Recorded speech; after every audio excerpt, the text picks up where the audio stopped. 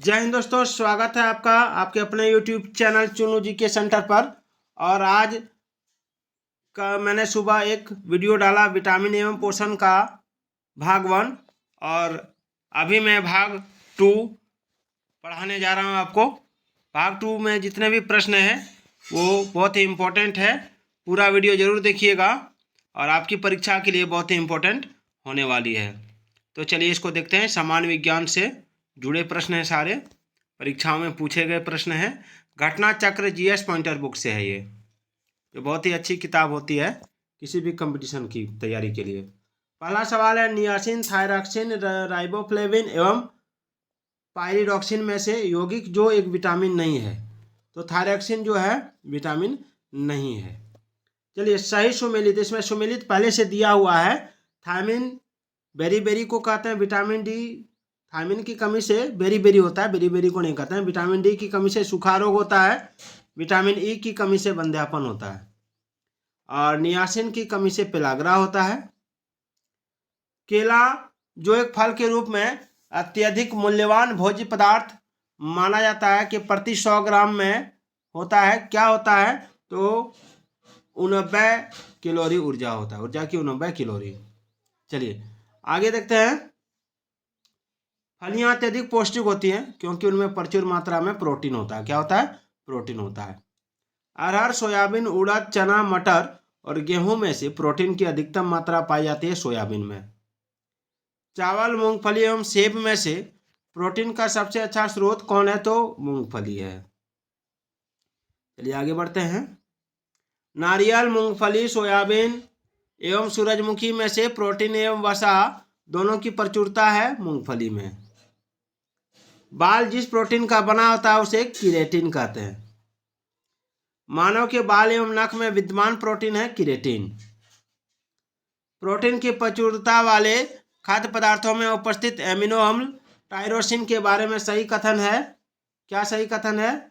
तो यह ऊर्जा के स्तर को बढ़ाने में सहायता कर सकता है और भावात्मक और पर्यावरणीय दबावों का सामना कर सकता है। यह उदासी से लड़ सकता है या बुढ़ापे के लिए उत्तरदायी मुक्त मुल्कों के विरुद्ध रक्षा कर सकता है। दूसरा है, गेहूं में रोटी बनाने के गुणों को प्रभावित करने वाला पदार्थ है ग्लूटीन। एक कठोर परिश्रम करने वाले पुरुष की दैनिक ऊर्जा की आवश्यकता होती है 3500 से 4000 किलो कैलोरी। एक गिलास पानी पीने से कैलोरी मिलती है आपका 0। स्टार्च, ग्लूकोज, कार्बोहाइड्रेट एवं सेल्यूलोज में से भोजन का एक नया प्रमुख अंग है कार्बोहाइड्रेट। लंबे समय की कसरत का मुख्य ईंधन होता है कार्बोहाइड्रेट। 10 दिनों से अधिक दिन तक उपवास करने पर लिवर पर प्रभाव क्या पड़ता है? तो लिवर में ग्लूकोज स्तर कम हो जाता है। हमारे शरीर में अम्लीयता तथा क्षारकता के बीच जो तत्व संतुलन बनाए रखता है वह है फास्फोरस। ग्लाइकोजिन, एमिनो अम्ल, वसा एवं टोकोफेरॉल में से वह यौगिक जो आप अभी जीव विज्ञान पढ़ रहे हैं जीएस पॉइंटर बुक से, जो मानव शरीर में संग्रहित नहीं रहता है उसको एमिनो अम्ल कहते हैं। चलिए आगे देखते हैं। जामुन, करोदा, लोकाट, अमरूद में से लोह प्रचुर मात्रा में पाया जाता है करोदा में, लोह यानी आयरन। चलिए निम्नलिखित खनिजों पर विचार कीजिए। कैल्शियम, लोह, सोडियम, ये जो है ये उपयुक्त खनिजों में से मानव शरीर में पेशियों के संकुचन के लिए आवश्यकता होती है। तो 1, 2 और 3 तीनों की। पालक के पत्तों में विटामिन, आयरन, वसा एवं कार्बोहाइड्रेट में सबसे अधिक मात्रा होती है आयरन की। गाजर, मटर, चावल एवं पालक में से लोह का अच्छा स्रोत है पालक। सेम, अंडे, हरी सब्जी एवं दूध में से लोहे का अंश सबसे अधिक पाया जाता है हरी सब्जियों में। बासमती चावल के दाने पकाने पर लंबे हो जाते हैं क्योंकि उसमें बाहुल्य है इमाइलोज का। दूध में मिठास आ जाती है लैक्टोज की उपस्थिति के कारण। दूध में विद्यमान सेकेराइड है लैक्टोज। दूध खराब होता है लैक्टोबैसिलस बैक्टीरिया के कारण, और दूध का दही में परिवर्तन होता है बैक्टीरिया द्वारा। गाय के दूध हल्के पीले रंग का कारण है केराटिन की उपस्थिति। गाय का दूध पीले सफेद रंग का होता है जिसका कारण उसमें उपस्थिति है कैसिन के साथ कैरोटीन की। दूध का सफेद रंग होता है कैसीन से। भैंस के दूध में औसत वसा की मात्रा होती है लगभग 7.2%। दुग्ध प्रोटीन को पचाने वाला एंजाइम है रेनिन। कैसीन दूध होता है प्रोटीन और दूध का धवल रंग जिसकी उपस्थिति के कारण होता है कैसीन से। एग्लूटिलिन, कैसीन, मायोसिन एवं हीमोग्लोबिन में से वह प्रोटीन जो दूध में पाई जाती है कैसीन कहलाता है। सही सुमेलित है चुकंदर चीनी से बनता है, शहद ग्लूकोज और फ्रुक्टोस होता है, कपास में सेल्यूलोस होता है, दुग्ध में लैक्टोस होता है।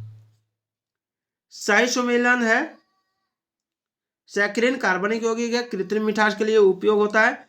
एड्रीनेलिन हार्मोन है, थायमिन विटामिन का नाम है, केराटिन प्रोटीन का नाम है। चलिए आगे बढ़ते हैं। शरीर में ऊतकों का निर्माण होता है प्रोटीन से और मानव शरीर की धीमी वृद्धि होती है प्रोटीन की कमी के कारण। सही सुमेलित है आपका विटामिन B12, कोबाल्ट, हीमोग्लोबिन, लोहा की कमी, लोहा, आयरन और क्लोरोफिल है, मैग्नीशियम, पीतल, तांबा, खाने का नमक सोडियम क्लोराइड, कपड़े धोने का सोडा को सोडियम कार्बोनेट और चेल्कोपायरेट तांबा यानी कॉपर को कहते हैं। सही सुमेलित है विटामिन B1 का वैज्ञानिक नाम थायमिन, B2 का राइबोफ्लेविन, B6 का पायरिडोक्सिन, B12 का साइनोकोबालामिन होता है। लोहा, जस्ता, गंधक और मैग्नीज में से सूक्ष्म तत्व नहीं है तो गंधक। विटामिन A, C, B और K में से पपीता में मुख्यतः विटामिन पाया जाता है विटामिन C। आम, पपीता, गाजर एवं दूध में से विटामिन A का प्राकृतिक स्रोत नहीं है तो दूध। अल्फा केराटिन एक प्रोटीन है जो त्वचा में उपस्थित है। कपास, केशबाल, लूता, रेशम, स्पाइडर सिल्क जिसको कहते हैं, और खूर में से वह पदार्थ जो प्रोटीन नहीं है तो कपास। वे तत्व जो सभी प्रोटीनों में विद्यमान होते हैं तो कार्बन, हाइड्रोजन, ऑक्सीजन एवं नाइट्रोजन। ऊष्मा अवरक्त किरणें, एक्स किरणें और भारी धातु लवण में से प्रोटीन को विकृत नहीं करता है अवरक्त किरणें। एंजाइमों के संदर्भ में सही कथन है वे जो उत्प्रेरक हैं वे शरीर में उसी स्थान पर अपना कार्य करते हैं जहां वे उत्पादित होते हैं।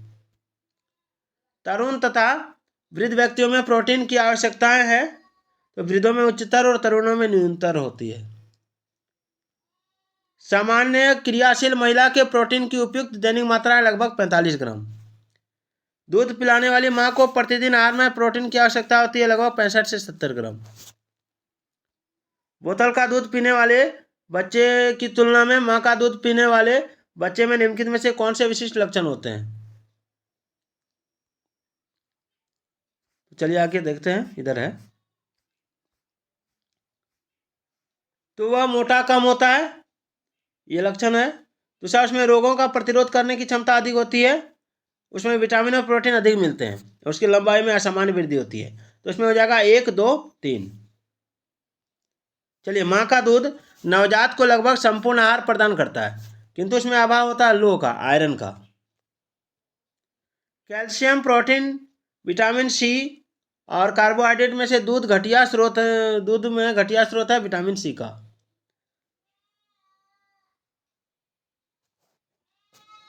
स्टार्च है पॉलीसेकेराइड। स्टार्च और सेल्यूलोज के बारे में सही कथन है दोनों का वानस्पतिक उद्भव है, दोनों बहुलक है, दोनों ग्लूकोज अणु से निर्मित है। आयोडीन के साथ स्टार्च रंग प्रदान करता है जबकि सेल्यूलोज नहीं करता है। विटामिन A, B, C एवं D में से वह जिसे हार्मोन माना जाता है तो विटामिन D। विटामिन D के सर्जन में पाया जाता है कैल्सीफेरॉल। सही कथन नहीं है तो दूध में कोई भी बी विटामिन नहीं होता है। कुपोषण होता है अति पोषण, अल्प पोषण, असंतुलित पोषण से, यानी दूध में विटामिन B का कोई भी भाग नहीं पाया जाता है। B1, B2, B6 कोई भी नहीं। मानव भोजन में वसा अम्लों का एक भाग होना चाहिए। सामान्य भोजन में 75 ग्राम वसा होनी चाहिए। मानव शरीर कोशिकाएं किसी भी प्रकार के वसा अम्लों का संश्लेषण नहीं कर सकती। आवश्यक वसा अम्लों की अनुपस्थिति से न्यूनता रोग उत्पन्न होता है। उपयुक्त में से सही कथन कौन है? तो 1, 2 और 4 ये सही कथन है। अलसी प्रचुर स्रोत है तो ओमेगा 3 वसीय अम्ल का, ओमेगा 3 वसीय अम्ल का। मोठ, जई, मूंग एवं अलसी में से अल्फा लिनोलेनिक अम्ल 18 कार्बन युक्त ओमेगा 3 फैटी अम्ल का सर्वोत्तम स्रोत है। तो अलसी, यानी अलसी जो है वो ओमेगा 3 का सर्वोत्तम स्रोत है। दूध में प्रोटीन और कार्बोहाइड्रेट के अतिरिक्त पोषणदायक अन्य प्रमुख तत्व हैं कैल्शियम और पोटेशियम। विटामिन बलवर्धक तत्व हैं जिनके अच्छे स्वास्थ्य के लिए थोड़ी मात्रा में आवश्यकता होती है। कारण दिया है, कथन और कारण। तो विटामिन बलवर्धक तत्व हैं जिनके अच्छे स्वास्थ्य के लिए थोड़ी मात्रा में आवश्यकता होती है। और कह रहा है विटामिन हानिकारक बैक्टीरिया को मारकर शरीर को स्वस्थ रखने में सहायता करते हैं। ये सही है परंतु आर गलत है। अधिकांश विटामिन मानव शरीर में संश्लेषित नहीं किए जाते हैं और मानव अंग केवल अन्य सूक्ष्म पोषकों का ही संश्लेषण करते हैं। ये सही है किंतु आर गलत है। कथन दिया है मानव शरीर अपने लिए सभी विटामिनों का संश्लेषण कर लेता है और शरीर के उचित विकास के लिए विटामिन अनिवार्य होते हैं। ये गलत है परंतु आर सही है। सभी विटामिन का संश्लेषण मानव शरीर अपने से नहीं कर सकता। कथन ये है मानव शरीर में आपका ग्लाइसिन, सेरिन और टायरोसिन अनिवार्य रूप से शामिल होने चाहिए। ये कथन गलत है। कारण बता रहा अनिवार्य अमीनो अम्ल मानव शरीर में संश्लेषित नहीं किए जा सकते। आर सही है। रीजन, सभी अनिवार्य अमीनो अम्ल पाए जाते हैं दूध, अंडा, मांस, सोयाबीन आदि में, यानी प्रोटीन युक्त भोजन पदार्थ में। केला, दाल, अंडा तथा मछली में से आवश्यक अमीनो अम्ल का सर्वोत्तम स्रोत है आपका अंडा। गेहूं, जौ, चावल तथा मक्का में से मुख्यतः कार्बोहाइड्रेट है चावल। हमारे शरीर में त्वचा तल के नीचे विद्यमान वसा के विरुद्ध अवरोधक का काम करते हैं, शरीर की ऊष्मा के क्षय के विरुद्ध। कार्बोहाइड्रेट, वसा, प्रोटीन एवं खनिज में से वह जिसके चयापचयी प्रक्रम से अधिकतम ऊर्जा मिलती है तो वसा। ग्लूकोज के विखंडन के संदर्भ में सही कथन है कोशिका द्रव्य में ग्लूकोज 3 कार्बन अणु वाले पाइरुवेट में विखंडित होता है और ऑक्सीजन के अभाव में पाइरुवेट लैक्टिक एसिड के रूप में परिवर्तित होता है और ऑक्सीजन की अनुपस्थिति में पाइरुवेट कार्बन डाइऑक्साइड और इथेनॉल के रूप में परिवर्तित होता है। कार्बोहाइड्रेट के उपघटनोपरांत अंतिम रूप से बनता है ग्लूकोज और अधिकांश प्राणियों के जीवित पदार्थ का लगभग 80% पदार्थ प्रोटीन होता है। सूरजमुखी तेल एक अच्छी गुणवत्ता का खाद्य तेल है और इसमें असंतृप्त वसा अम्लों की अधिक मात्रा पाई जाती है। तो ए और आर दोनों सत्य है और आर जो है एक ही सही व्याख्या करता है। चलिए फिर कथन दिया है कि असंतृप्त वसा संतृप्त वसाओं की तुलना में अधिक अभिक्रियाशील होता है। असंतृप्त वसाओं की संरचना में केवल एक आबंध होता है। ये गलत है, ये सही है। अन्य पशुओं की मांस की तुलना में मछली का उपभोग स्वास्थ्यकर माना जाता है क्योंकि मछली में होता है बहु असंतृप्त वसा अम्ल। आहार उत्पाद के विक्रय में जुटी एक कंपनी यह विज्ञापित करती है कि इसके उत्पादों में ट्रांस वसा यानी ट्रांस फैट्स नहीं होती हैं। तो उसके इस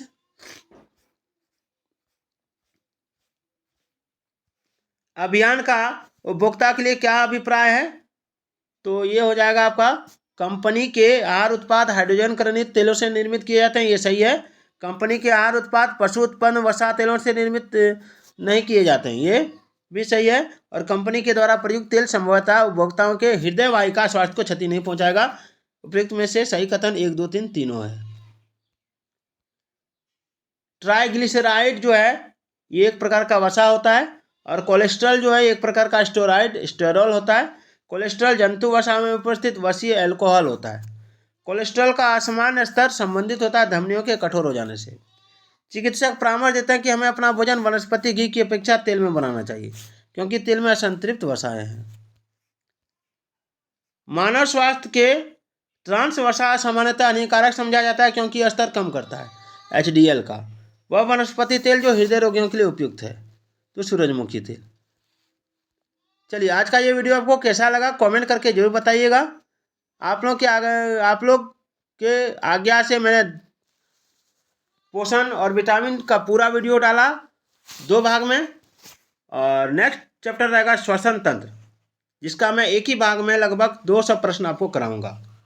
तो फिर मिलते हैं अगले वीडियो में, तब तक के लिए जय हिंद जय भारत।